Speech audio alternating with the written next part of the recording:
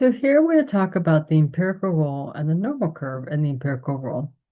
In our very first example, we're going to look at the systolic blood pressure of Americans has a mean of 123 millimeters of mercury and a standard deviation of 19 millimeters of mercury and follow the normal distribution.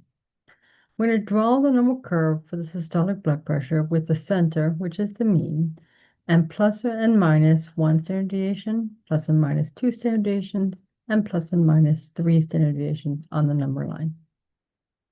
So we'll first start with a number line.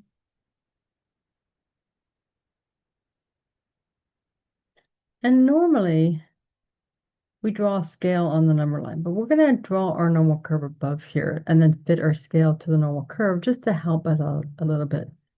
So the normal curve looks like a bell curve, goes up and then comes back down. It doesn't have to be a perfect drawing. And then the center of the normal curve is always the mean. So we're just going to come straight down from the center. There's our mean, and that's 123. We're then going to create our scale by using the standard deviations.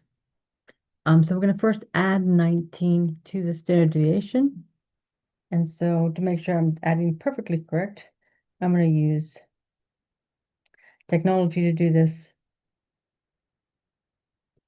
And so I'm going to add 123 plus our 19 as our standard deviation.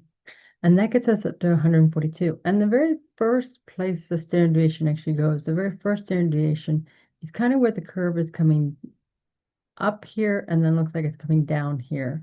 So it looks like it's coming around and then kind of changes to kind of an upward cup. And so that's actually where our first standard deviation goes, and that's going to be 142.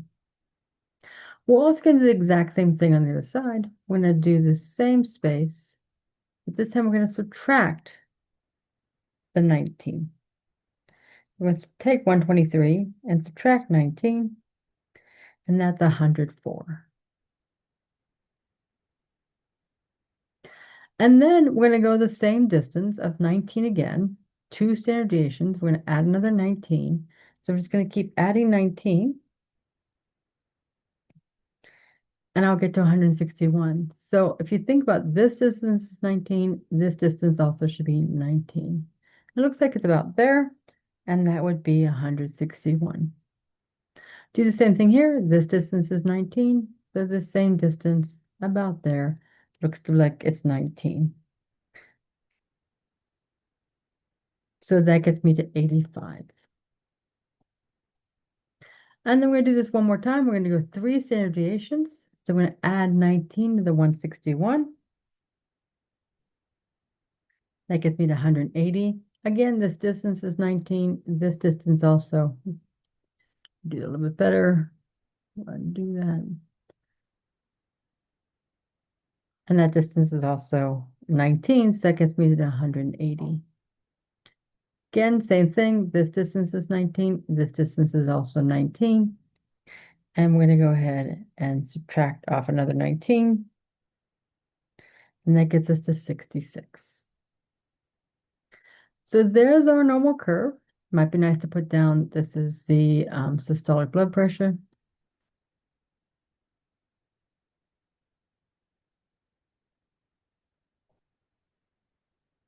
And we could have a title. I didn't leave enough room for a title, but you could put a title on here also.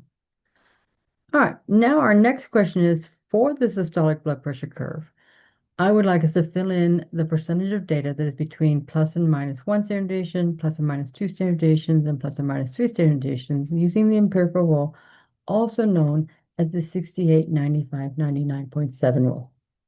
And the reason it's also called the 68,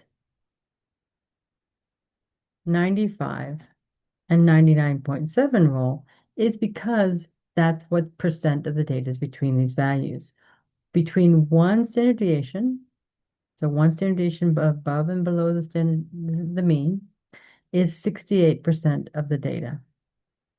Between 2 standard deviations, so remember this from 85 to 161 was 2 standard deviations, we were at 95%. And then from 3 standard deviations, we have 99.7%. And there's our percentages on there. All right, let's try this again. We'll do another example with this. IQ scores are normally distributed with a mean of 100 and a standard deviation of 15. Again, we want to draw the normal curve for IQ with the center mean and plus or minus 1 standard deviation, plus or minus 2 standard deviations, and plus or minus 3 standard deviations on that number line. So again, we'll start off drawing our number line.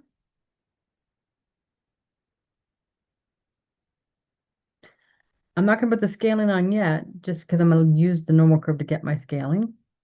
And then I'm going to draw my normal curve. I did leave enough space so I can write up here this is IQ scores. I have a title on here.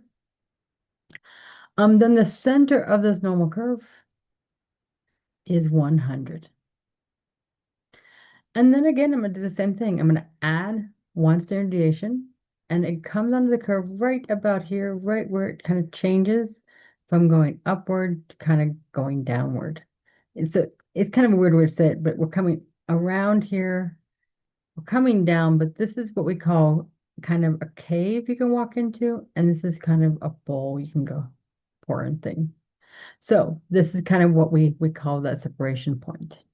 We have a standard deviation of 15, so I'm going to take 100 and I'm going to add in my 15, gets me to 115. This distance is 15, so this distance is also 15. And come over to what I think is 15. 15 plus 115 is 130. Then I'm going to come over another 15, so this distance is also 15, and I get to 145. Same thing, we're going to come down here. We're going to subtract 15, gets me to 85. This distance is 15. This distance is also 15. That gets me down to 60. And then another 15 distance gets me down to 45. If I did this right. All right. So now again, I can write IQ here as being on my axis. Again, for this IQ score, I'd like to fill in the percentages for the empirical rule. So again, I want to remind myself, and I'm going to draw them up here this time. This area here between 1 standard deviation below and above is 68% of the data. Between these two, between 2 standard deviations below and 2 standard deviations above is 95% of the data. And between 3 standard deviations below and 3 standard deviations above is 99.7%. Notice it's not a whole 100%. If we were to draw the whole curve, we get 100%, but we don't have a whole 100% because there's things out above here and there's things down here. In IQ, there's people like Einstein that would be up here, and the people that can be down there also. So one more example I want to do is I'm going to look at finding probabilities on the normal curve. So for the following standard normal curve, find the values of A%, B%, C%, D%, E%, F, G, and H. So here's our standard normal curve. It's called a Z curve.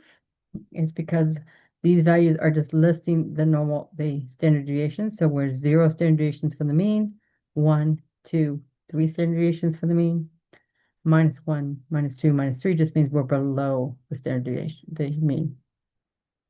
So again, I want to kind of find out what these percentages are, and I'm going to use this empirical rule. So I remember that in here is 68% of the data. So if this is 68, and I notice that things are very symmetric. This is -1, this is +1, very symmetric going on, which means that this must be half of the 68. And this must also be half of the 68. And half of 68% is 34%. So both of these are 34%. So we now know D and E are both 34%. I can again come from here to here, again from the empirical rule or the 68, 95, 99% rule.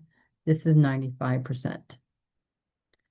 That means, again, because of symmetry, this area here and this area here is half of that 95%. And half of 95%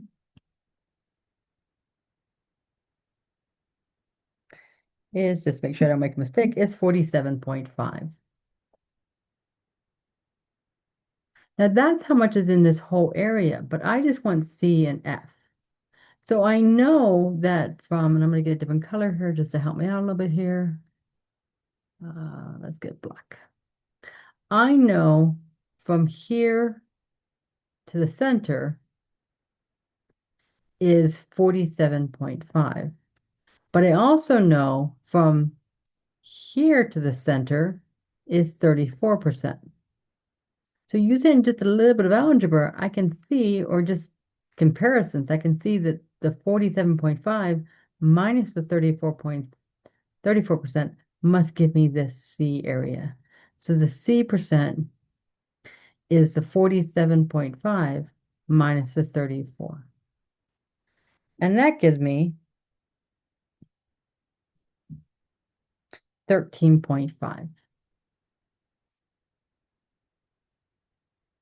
So I now know that C is 13.5%, and because of symmetry, so is F. I can do the same thing with the next set. So I need another color. So between this line, -3 and +3, there is 99.7%. So again, that allows me to get what's in this half. That must be half of what was there.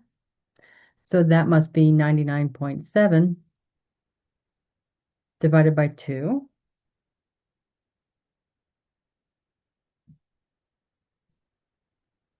Is 49.85.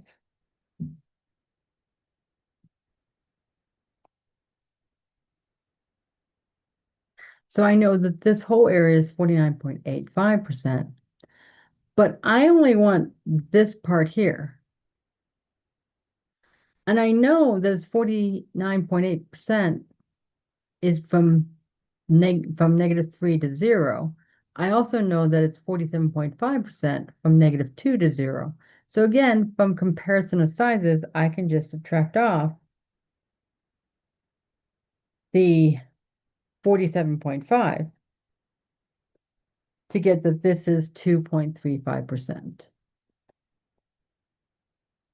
And because of symmetry, so is G. So B and G are both the same size. The last area is this A% here. Well, under this whole half the curve, let me get one more color. Sorry about that. Or do that color. Under the rest of the half the curve, because under the whole curve is 100%. So under half the curve, from everything from the mean down, must be 50%. So again, we know that this from -3 to the center is 49.8. So that must mean